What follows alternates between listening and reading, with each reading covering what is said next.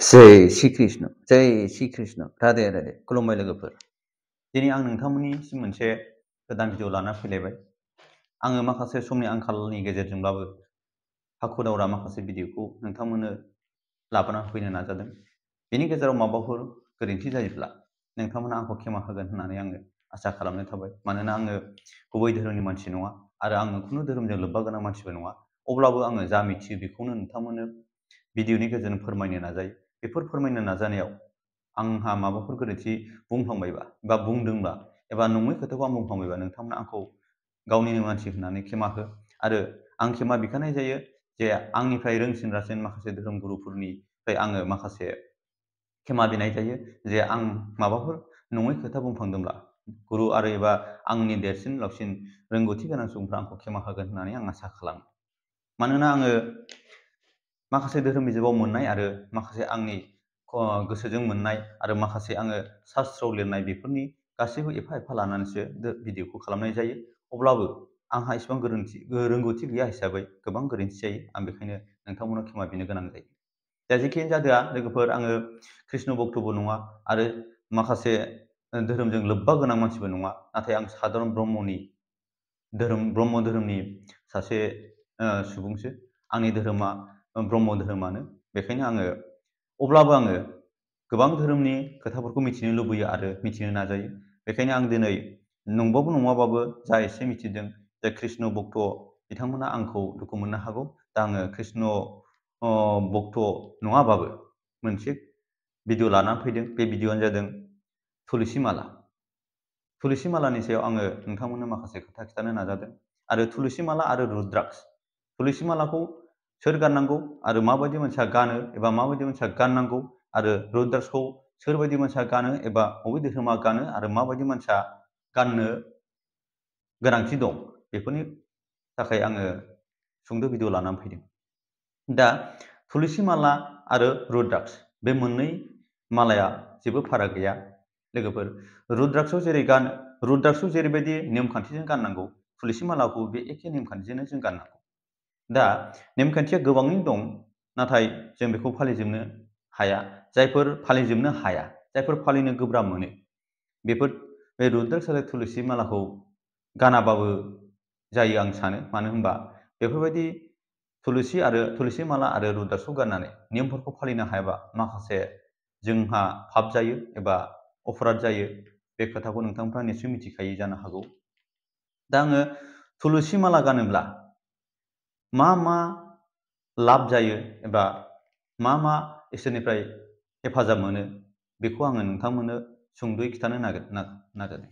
जे तुलसि माला गानोब्ला जोङो तुलसि माला गाननानै जुदि जों दुगैयोब्ला, तुलसि माला गाननानै दुगैब्ला गंगा दैयाव दुगैनाय बायदि जोङो मोनसे गोथार जायो।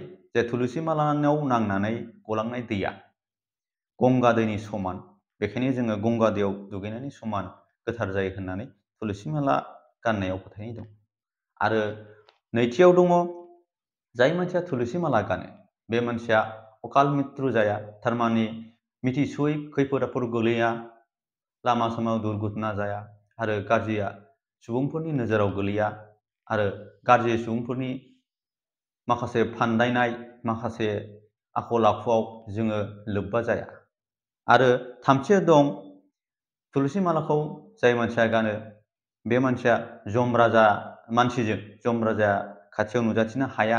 बे खोथाखौबो बे तुलसि माला गाननायनि गेजेराव माखासे फोथायनाय दङ। आरो ब्रैथियाव दं, गासिबो जों मावबोनाय पाप एबा दा मावनाय उनाव मावनाय बेफोरनि पापनिफ्रायबो उद्धार जायो होननानै तुलसि माला गाननायाव फोथायनाय दङ। आरो दथियाव दङ, तुलसि मालाखौ जाय सुबुङा गानो बियो श्री हरि एबा भगवान बिष्णु बेजों अनजायो एबा बिमा लोक्षिजों अनजायो। बे खोथाखौबो बे तुलसि माला गाननायाव फोथायनाय दङ। दा आरो 7 नाम्बाराव दं, तुलसि माला गाननानै फुजा होयोब्ला, तुलसि माला गाननानै जाय मानसिया फुजा होयो बियो 10,000 मोसौ गाय गुरुफोरनो दान होनाय बायदि मोनसे फोन मोनो एबा जायो होननानै थुलुसि माला गाननायाव फोथायनाय दं।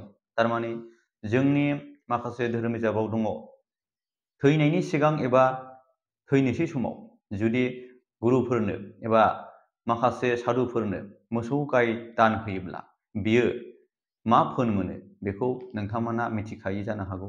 दा मासे मोसौ गाय दान होयोबा जोंनि जे थैनायनि सिगां जुदि थैनोसै समाव एबा थैनायनि सिगां गुरुफोरनो जुदि मासे मोसौ गाय दान होयोबा ओरैबायदि लाब जायो। बे लाबानो जादों लोगोफोर, आं सुंद'यै बुंनो नाजादों दे मोसौ गाय जाय मानसिया दान होनानै थैनानै थाङो बे मानसिया सोरगोफुरिनि बेटारिनि नदि होननाय मोनसे दै दङ। बे दैखौ गोरलैयैनो बारनो हायो।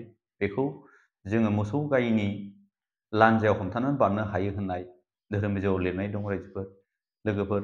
दा बे खोथाया बेसेबां सैथो आं बेखौ मोजाङै बुंनो हाया, नाथाय धोरोम बिजाबाव जेखौ लिरनाय दं आं बेखौनो नोंथांमोननो खिथानो नाजादों। दा नंगौ नङा बे आंनि खोथा नङा।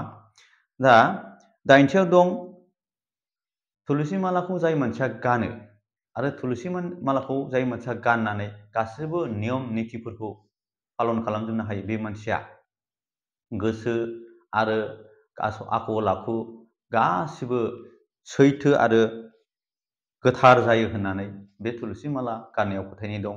आरो बेयो सिदा इसोरनि अननाय मोननानै सिदा बैकुन्धाम, थारमाने इसोरनि सोरगोफुरियाव बैकुन्धाम होननाय मोनसे इसोरनि धामाव बिश्री बिष्णुजों लोगो लाहैनो हायो होननानै जोंनि बे धोरोम बिजाब एबा थुलुसि माला गाननायाव फोथायनाय दङ।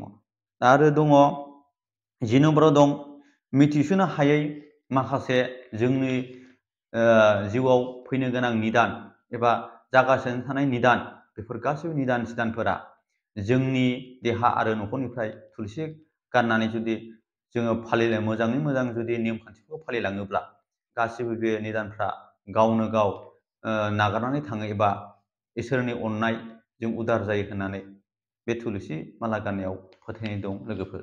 दा बेल' नङा लोगोफोर, थुलुसि माला गाननायाव गोबां रोखोमनि फोथायनाय दं, बेखौ जोङो बुंनानै फोजोबनो हाया। दा इसोरा बेसेबांखिनि हेफाजाब होयो आरो थुलुसि माला गाननायाव जेसेबांखिनि जोङो बेबायदि राहा मोनो एबा इसोरजों अनजायो, बेखौ आं बुंनो हाया लोगोफोर। नाथाय जे खोथाखौ जोङो मोनो धोरोम बिजाबाव, जे खोथाखौ जोङो मोनो शास्त्रआव, बे खोथाखौसो आङो नोंथांमोननो खिथादों। दा नंगौ नङा बे इसोरनि खोथा। दा आरो मोनसे बाथ्राया जादों लोगोफोर, थुलुसि मालाखौ जों गानबानो जायो बे नङा।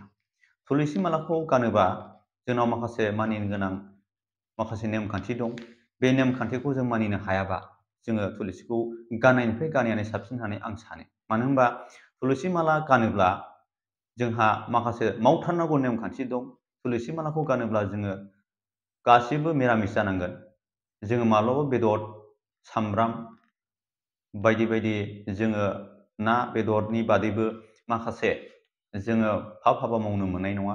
आरो जोङो थुलुसि माला गानोब्ला जोङो मालायनि खहा एबा मालायनि हिंसा गोबां खामानिफोरखौ जोङो मावनो मोननाय नङा। आरो बेफोरनि बादैबो जोङो थुलुसि माला गानोबा जोङो थुलुसि मालाखौ जोङो गाननाय लोगो लोगोनो माखासे धोरोम, माखासे फुजा फोरबोनि बादै माखासे सारादु थायो, माखासे जोङो फोथायनाय माखासे सुवा सुथि होननाय जायगा थायो, सुवा सुथि फोथायनाय जायगा थायो। बेफोराव थाङोबा जोङो बे थुलुसि गानग्रा सुबुङा खुनानै दोनलांनांगौ जेबो खोथा गैया। नाथाय बेखौ गाननानै फैफिननानै बे मानसिया गाइखेरजों थुलुसिजों सोमनानै, बे गाइखेरजों थुलुसिजोंखौ दैयाव होनानै जोङो दुगैनांगोन। बेफोरबायदिनो गोबां नियम दं लोगोफोर, जाय नियमखौ आङो बुंनानै फोजोबनो हाया। दा जोङो बुंनो थाङोबा सादारन मानसिया थुलुसि मालाखौ गाननानै फालिनो हाया होनबाबो गाज्रि बुंनाय जाया। दा थिग बिदिनो रुद्राक्षखौबो जोङो गाननानै थुलुसि गाननायाव जेरोखोम नियम दं, बिदिनो नियमखौ जों खालामनो हानांगोन। जुदि जोङो बे नियमखौ खालामनो हायाबा रुद्राक्ष गाननायाव जोंहा जेबो लाब जानाय नङा होननानै आं सानो। दा रुद्राक्षखौ सोरबायदिया गानो एबा बबे धोरोमा गानो होनोबा रुद्राक्षखौ शिब भक्तआ गानो लोगोफोर। आरो थुलसिखौ सोरबायदिया गानो होनबा थुलसिखौ कृष्ण भक्त ना आरो हनुमान भक्त राम भक्त बिसोर गानो। मानोना बिसोर मोननैजों फाराग दङ।